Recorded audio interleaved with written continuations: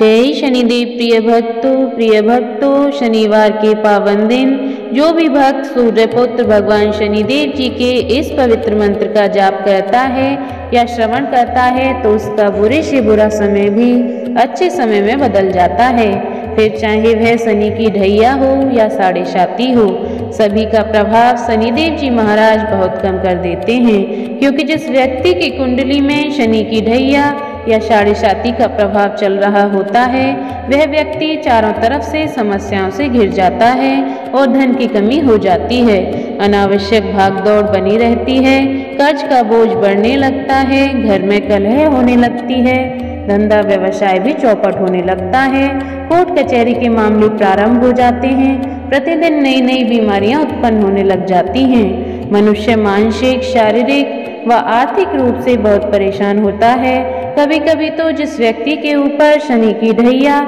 और साढ़े साती का प्रभाव होता है, वह व्यक्ति मृत्यु तक को भी प्राप्त हो जाता है। कुल मिलाकर ज्योतिषाचार्य का यह कहना है कि शनि की ढैया या साढ़े साती की दशा से खराब दशा कोई भी नहीं होती है। प्रिय भक्तों, शनि की ढैया व साढ़े साती प्रत्येक मनुष्य के जीवन में कई बार आती है और जब जब यह दशाएं मनुष्य के जीवन में आती हैं तो मनुष्य को आदि व्याधि से घेर लेती हैं। प्रिय भक्तों, ज्योतिषाचार्य का तो यहाँ तक कहना है कि जिस व्यक्ति के ऊपर शनि की ढैया या साढ़े साती का प्रभाव चल रहा होता है, वह व्यक्ति अगर अपने हाथ से कोई पशु जैसे गाय, भैंस, बकरी आदि खरीदकर घर ले भी आए तो वह पशु भी मृत्यु को प्राप्त हो जाता है। प्रिय भक्तों, शनिवार के दिन शनिदेव जी के इस पावन मंत्र का जाप करना या सुनना बहुत ही फलदायी होता है। अगर आप इन सभी समस्याओं से पीड़ित हैं, भविष्य में इन सभी समस्याओं से बचना चाहते हैं, तो प्रत्येक शनिवार को शनिदेव जी के इस मंत्र का जाप अवश्य करना चाहिए।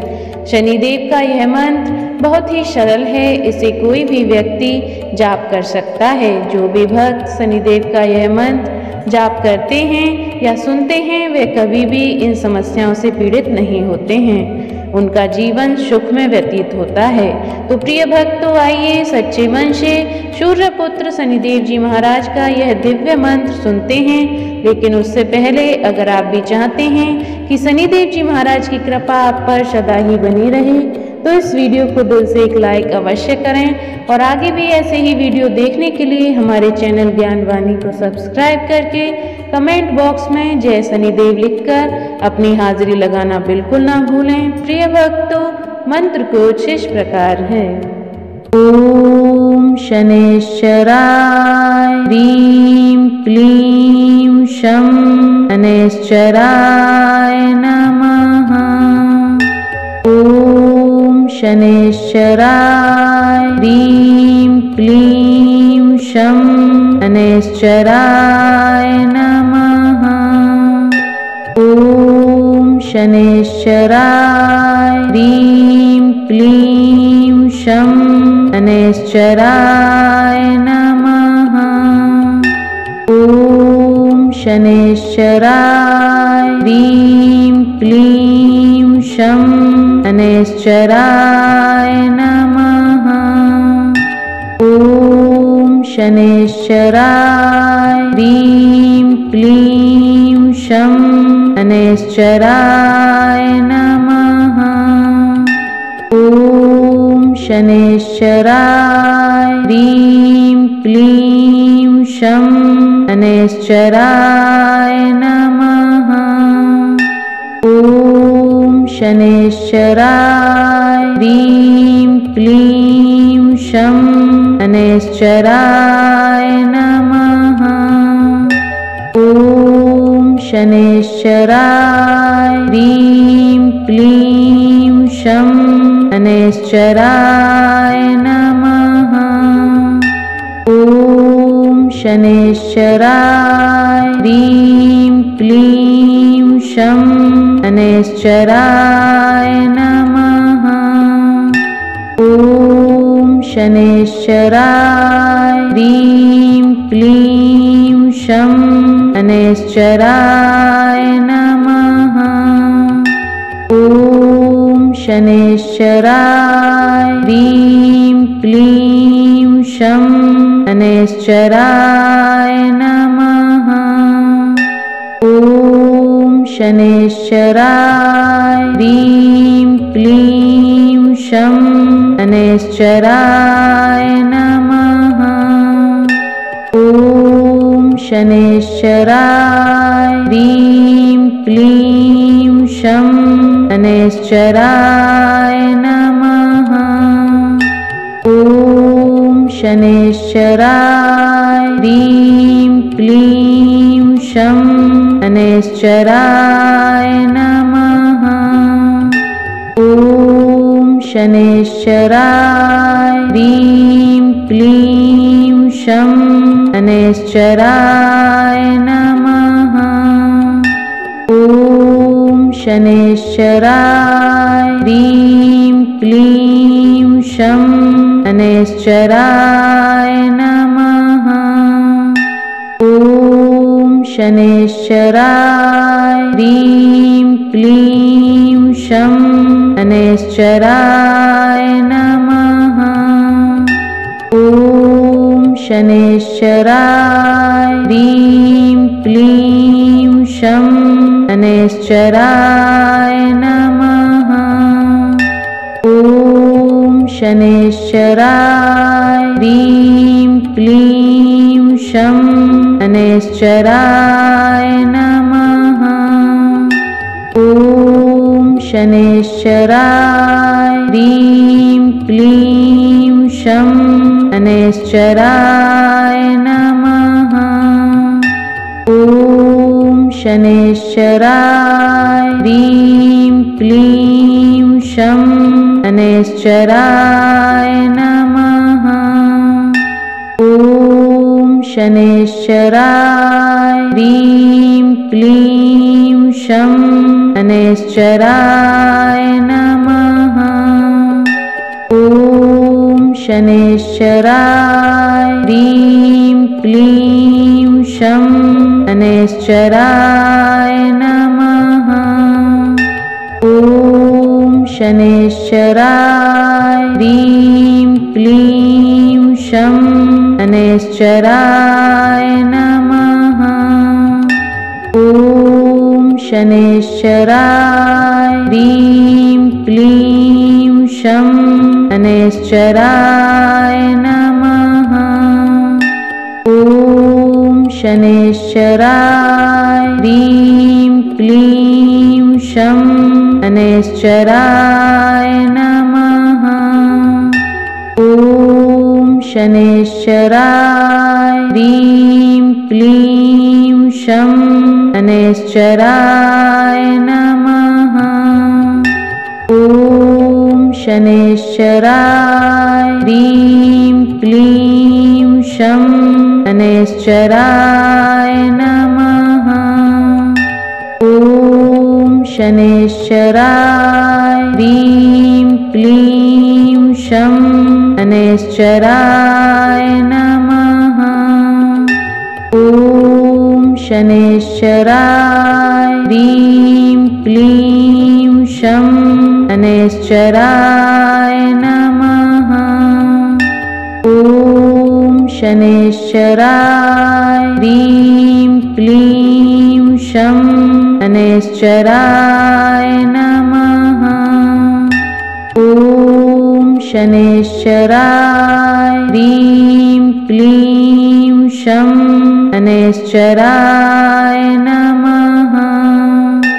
ॐ शनैश्चराय ह्रीं क्लीं शं शनैश्चराय नमः। ॐ शनैश्चराय ह्रीं क्लीं शं शनैश्चराय नमः। ॐ शनैश्चराय ह्रीं क्लीं शं शनैश्चराय नमः। ॐ शनैश्चराय ह्रीं क्लीं शं शनैश्चराय नमः। ॐ शनैश्चराय ह्रीं क्लीं शं शनैश्चराय नमः। ॐ शनैश्चराय ह्रीं क्लीं शं शनैश्चराय नमः। ॐ शनैश्चराय ह्रीं क्लीं शं शनैश्चराय नमः। ॐ शनैश्चराय ह्रीं क्लीं शं शनैश्चराय नमः। ॐ शनैश्चराय ह्रीं क्लीं शं शनैश्चराय नमः। ॐ शनैश्चराय ह्रीं क्लीं शं शनैश्चराय नमः। ॐ शनैश्चराय ह्रीं क्लीं शं शनैश्चराय नमः। ॐ शनैश्चराय ह्रीं क्लीं शं शनैश्चराय नमः। ॐ शनैश्चराय ह्रीं क्लीं शं शनैश्चराय नमः। ॐ शनैश्चराय ह्रीं क्लीं शं शनैश्चराय नमः। ॐ शनैश्चराय ह्रीं क्लीं शं शनैश्चराय नमः। ॐ शनैश्चराय ह्रीं क्लीं शं शनैश्चराय नमः। ॐ शनैश्चराय ह्रीं क्लीं शं शनैश्चराय नमः। ॐ शनैश्चराय ह्रीं क्लीं शं शनैश्चराय नमः। ॐ शनैश्चराय ह्रीं क्लीं शं शनैश्चराय नमः। ॐ शनैश्चराय ह्रीं क्लीं शं शनैश्चराय नमः। ॐ शनैश्चराय ह्रीं क्लीं शं शनैश्चराय नमः। ॐ शनैश्चराय ह्रीं क्लीं शं शनैश्चराय नमः। ॐ शनैश्चराय ह्रीं क्लीं शं शनैश्चराय नमः। ॐ शनैश्चराय ह्रीं क्लीं शं शनैश्चराय नमः। ॐ शनैश्चराय ह्रीं क्लीं शं शनैश्चराय नमः। ॐ शनैश्चराय ह्रीं क्लीं शं शनैश्चराय नमः। ॐ शनैश्चराय ह्रीं क्लीं शं शनैश्चराय नमः। ॐ शनैश्चराय ह्रीं क्लीं शं शनैश्चराय नमः। ॐ शनैश्चराय ह्रीं क्लीं शं शनैश्चराय नमः। ॐ शनैश्चराय ह्रीं क्लीं शं शनैश्चराय नमः। ॐ शनैश्चराय ह्रीं क्लीं शं शनैश्चराय नमः। ॐ शनैश्चराय ह्रीं क्लीं शं शनैश्चराय नमः। ॐ शनैश्चराय ह्रीं क्लीं शं शनैश्चराय नमः। ॐ शनैश्चराय ह्रीं क्लीं शं शनैश्चराय नमः। ॐ शनैश्चराय ह्रीं क्लीं शं शनैश्चराय नमः। ॐ शनैश्चराय ह्रीं क्लीं शं शनैश्चराय नमः। ॐ शनैश्चराय ह्रीं क्लीं शं शनैश्चराय नमः। ॐ शनैश्चराय ह्रीं क्लीं शं शनैश्चराय नमः। ॐ शनैश्चराय ह्रीं क्लीं शं शनैश्चराय नमः। ॐ शनैश्चराय ह्रीं क्लीं शं शनैश्चराय नमः। ॐ शनैश्चराय ह्रीं क्लीं शं शनैश्चराय नमः। ॐ शनैश्चराय ह्रीं क्लीं शं शनैश्चराय नमः।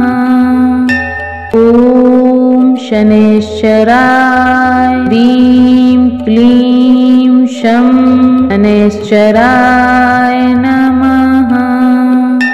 ॐ शनैश्चराय ह्रीं क्लीं शं शनैश्चराय नमः।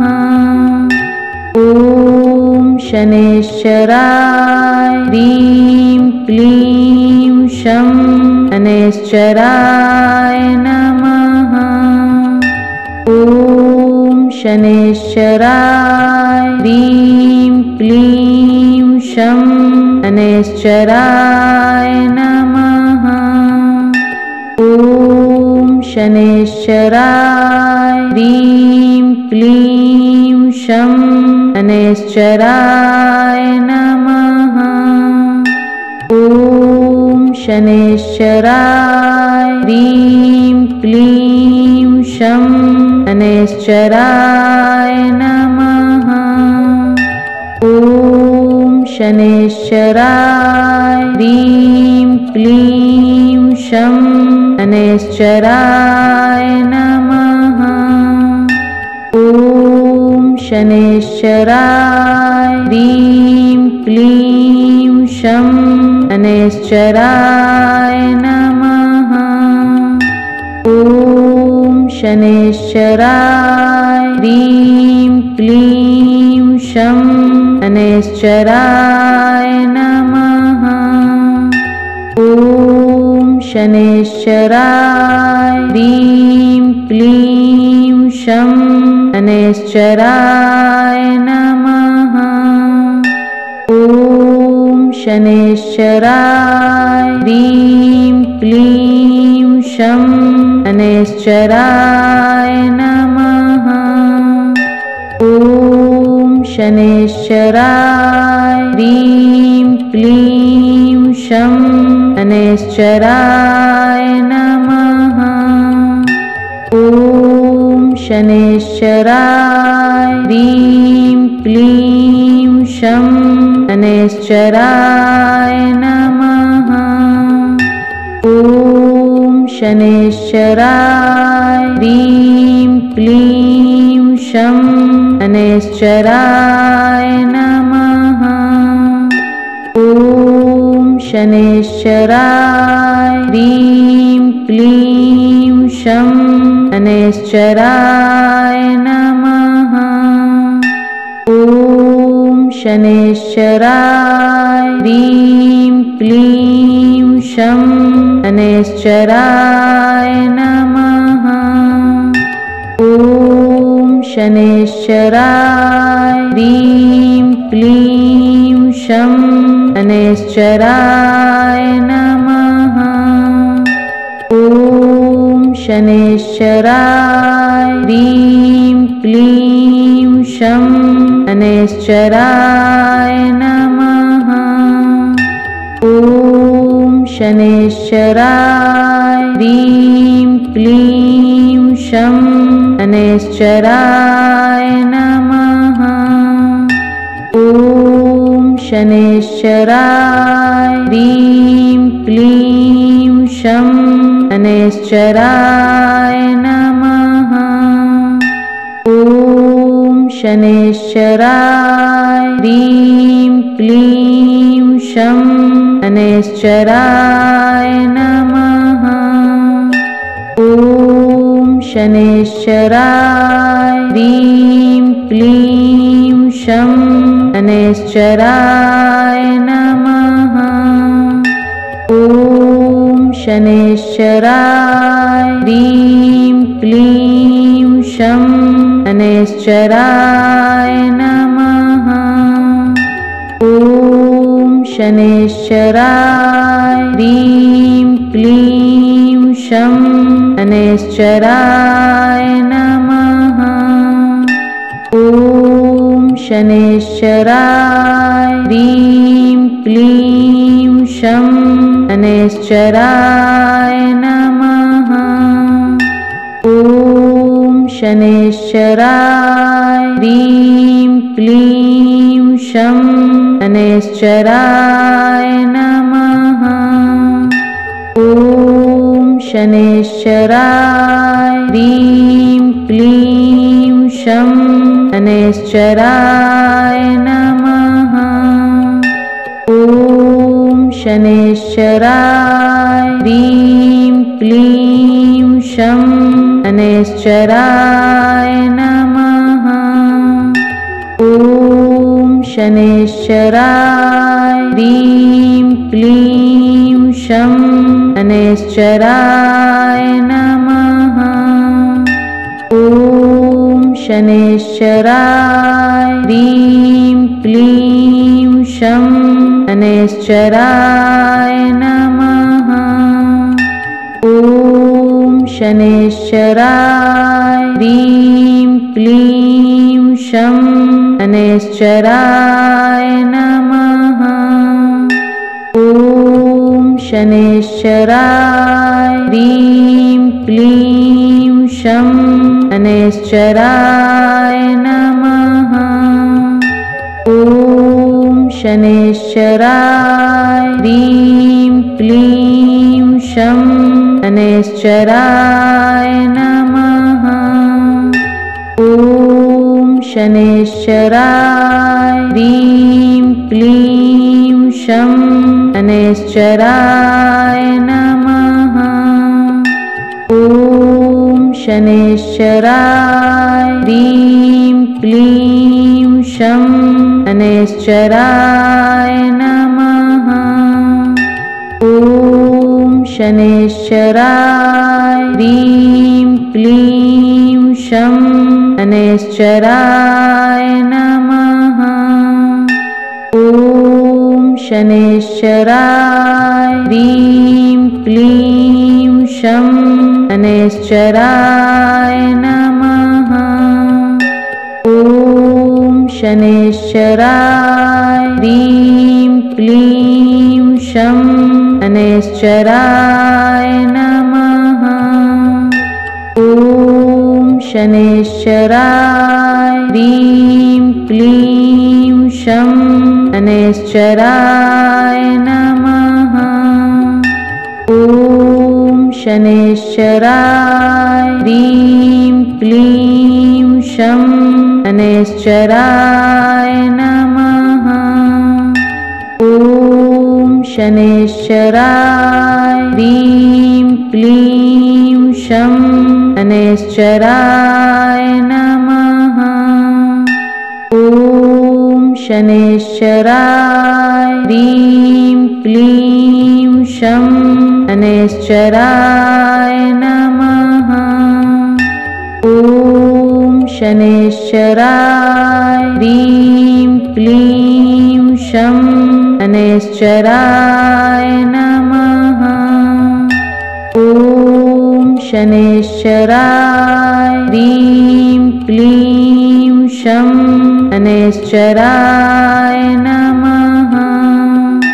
ॐ शनैश्चराय ह्रीं क्लीं शं शनैश्चराय नमः।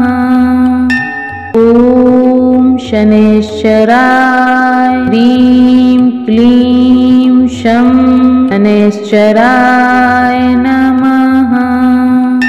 ॐ शनैश्चराय ह्रीं क्लीं शं शनैश्चराय नमः। ॐ शनैश्चराय ह्रीं क्लीं शं शनैश्चराय नमः। ॐ शनैश्चराय ह्रीं क्लीं शं शनैश्चराय नमः। ॐ शनैश्चराय ह्रीं क्लीं शं शनैश्चराय नमः। ॐ शनैश्चराय ह्रीं क्लीं शं शनैश्चराय नमः। ॐ शनैश्चराय ह्रीं क्लीं शं शनैश्चराय नमः। ॐ शनैश्चराय ह्रीं क्लीं शं शनैश्चराय नमः। ॐ शनैश्चराय ह्रीं क्लीं शं शनैश्चराय नमः। ॐ शनैश्चराय ह्रीं क्लीं शं शनैश्चराय नमः। ॐ शनैश्चराय ह्रीं क्लीं शं शनैश्चराय नमः। ॐ शनैश्चराय ह्रीं क्लीं शं शनैश्चराय नमः। ॐ शनैश्चराय ह्रीं क्लीं शं शनैश्चराय नमः। ॐ शनैश्चराय ह्रीं क्लीं शं शनैश्चराय नमः। ॐ शनैश्चराय ह्रीं क्लीं शं शनैश्चराय नमः।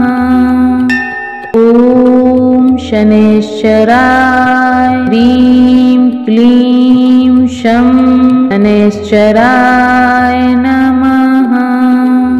ॐ शनैश्चराय ह्रीं क्लीं शं शनैश्चराय नमः।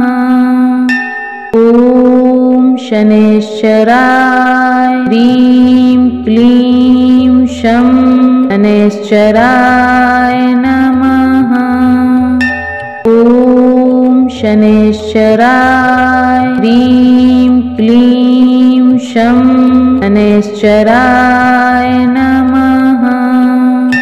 ॐ शनैश्चराय ह्रीं क्लीं शं शनैश्चराय नमः।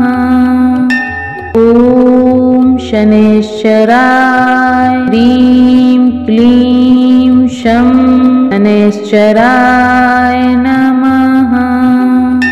ॐ शनैश्चराय ह्रीं क्लीं शं शनैश्चराय शनैश्चराय नमः। ॐ शनैश्चराय ह्रीं क्लीं शं शनैश्चराय नमः। ॐ शनैश्चराय ह्रीं क्लीं शं शनैश्चराय नमः। ॐ शनैश्चराय ह्रीं क्लीं शं शनैश्चराय नमः।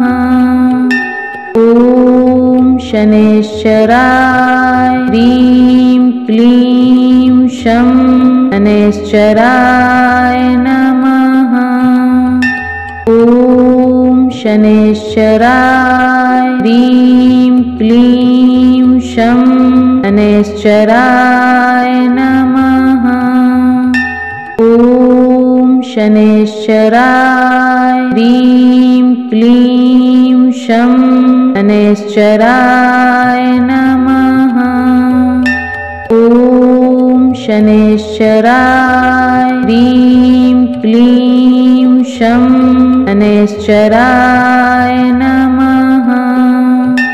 ॐ शनैश्चराय ह्रीं क्लीं शं शनैश्चराय नमः। ॐ शनैश्चराय ह्रीं क्लीं शं शनैश्चराय नमः। ॐ शनैश्चराय ह्रीं क्लीं शं शनैश्चराय नमः। ॐ शनैश्चराय ह्रीं क्लीं शं शनैश्चराय नमः। ॐ शनैश्चराय ह्रीं क्लीं शं शनैश्चराय नमः। ॐ शनैश्चराय ह्रीं क्लीं शं शनैश्चराय नमः। ॐ शनैश्चराय ह्रीं क्लीं शं शनैश्चराय नमः। ॐ शनैश्चराय ह्रीं क्लीं शं शनैश्चराय नमः। ॐ शनैश्चराय ह्रीं क्लीं शं शनैश्चराय नमः। ॐ शनैश्चराय ह्रीं क्लीं शं शनैश्चराय नमः। ॐ शनैश्चराय ह्रीं क्लीं शं शनैश्चराय नमः। ॐ शनैश्चराय ह्रीं क्लीं शं शनैश्चराय नमः। ॐ शनैश्चराय ह्रीं क्लीं शं शनैश्चराय नमः। ॐ शनैश्चराय ह्रीं क्लीं शं शनैश्चराय नमः। ॐ शनैश्चराय ह्रीं क्लीं शं शनैश्चराय नमः। ॐ शनैश्चराय ह्रीं क्लीं शं शनैश्चराय नमः। ॐ शनैश्चराय ह्रीं क्लीं शं शनैश्चराय नमः। ॐ शनैश्चराय ह्रीं क्लीं शं शनैश्चराय नमः। ॐ शनैश्चराय ह्रीं क्लीं शं शनैश्चराय शनैश्चराय नमः। ॐ शनैश्चराय ह्रीं क्लीं शं शनैश्चराय नमः।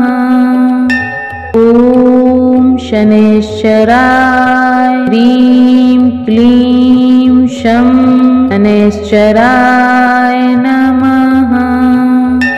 ॐ शनैश्चराय ह्रीं क्लीं शं शनैश्चराय नमः। ॐ शनैश्चराय ह्रीं क्लीं शं शनैश्चराय नमः। ॐ शनैश्चराय ह्रीं क्लीं शं शनैश्चराय नमः। ॐ शनैश्चराय ह्रीं क्लीं शं शनैश्चराय नमः। ॐ शनैश्चराय ह्रीं क्लीं शं शनैश्चराय नमः। ॐ शनैश्चराय ह्रीं क्लीं शं शनैश्चराय नमः। ॐ शनैश्चराय ह्रीं क्लीं शं शनैश्चराय नमः। ॐ शनैश्चराय ह्रीं क्लीं शं शनैश्चराय नमः। ॐ शनैश्चराय ह्रीं क्लीं शं शनैश्चराय नमः। ॐ शनैश्चराय ह्रीं क्लीं शं शनैश्चराय नमः। ॐ शनैश्चराय ह्रीं क्लीं शं शनैश्चराय नमः। ॐ शनैश्चराय ह्रीं क्लीं शं शनैश्चराय नमः।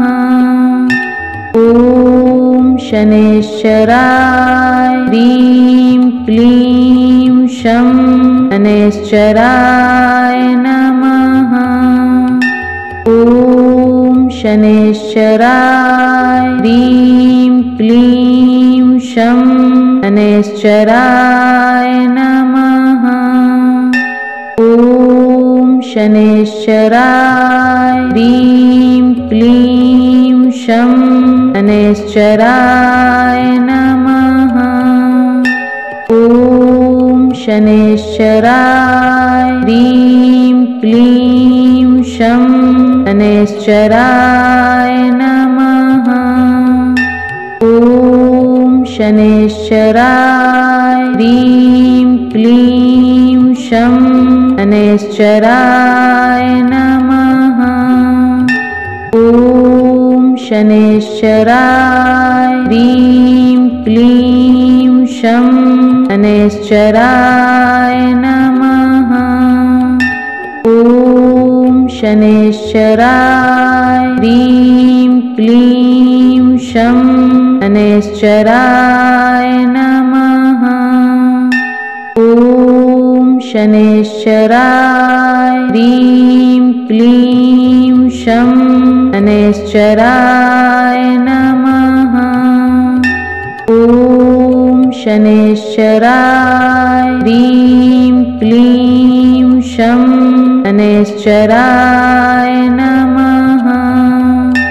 ॐ शनैश्चराय ह्रीं क्लीं शं शनैश्चराय नमः। ॐ शनैश्चराय ह्रीं क्लीं शं शनैश्चराय नमः। ॐ शनैश्चराय ह्रीं क्लीं शं शनैश्चराय नमः। ॐ शनैश्चराय ह्रीं क्लीं शं शनैश्चराय नमः। ॐ शनैश्चराय ह्रीं क्लीं शं शनैश्चराय नमः। ॐ शनैश्चराय ह्रीं क्लीं शं शनैश्चराय नमः। ॐ शनैश्चराय ह्रीं क्लीं शं शनैश्चराय नमः। ॐ शनैश्चराय ह्रीं क्लीं शं शनैश्चराय नमः। ॐ शनैश्चराय ह्रीं क्लीं शं शनैश्चराय नमः।